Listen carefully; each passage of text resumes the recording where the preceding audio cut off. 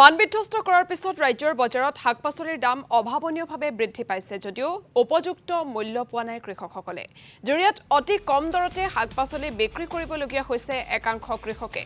কষ্টপাৰ্জিত ফচলৰ উপযুক্ত দাম নোপোৱাত সমস্যাত পৰিছে কৃষকসকল। শস্য ক্ষেত্ৰত প্ৰয়োগ কৰা সাৰৰ দাম বৃদ্ধিয়েও সমস্যাত পেলাইছে কৃষকসকলক।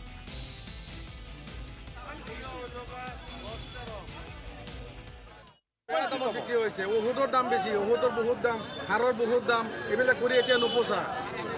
এতিয়া সরকারে আমাকে ওষুধ হার এইবিলাক রেহাই মূল্যক দিব লাগে। আপুনি কি লৈ আহিছিল? আপুনি টিহু লৈ আহিছো, এই যে লোকেল টিহু, হাইব্রিড টিহু। দাম কিমানকৈ হৈ আছে? দাম এতিয়া 15 টকা কয়, লোকেল টিহুটো 50 টকা বেচিব লাগে, এতিয়া 20 টকা দাম কৈ আছে। সরকারক কি কম, সরকারে এতিয়া কি কৰে, ঔষধ এইবিলাক কম দামত দিব লাগে, হাৰৰ ৰেহাই মূল্যক দিব লাগে, সাবসিডি হাৰ দিব লাগে, তেতিয়া গৃহস্থী কৰিব পাৰিব, কৃষকে কৰিব পাৰিব। আমি তো কোনো সহায় নাপাওঁ চৰকাৰৰ ফালৰ পৰা। চৰকাৰৰ ফালৰ পৰা আমি কৃষকে কোনো সহায় নাপাওঁ, সব মানুহে সহায়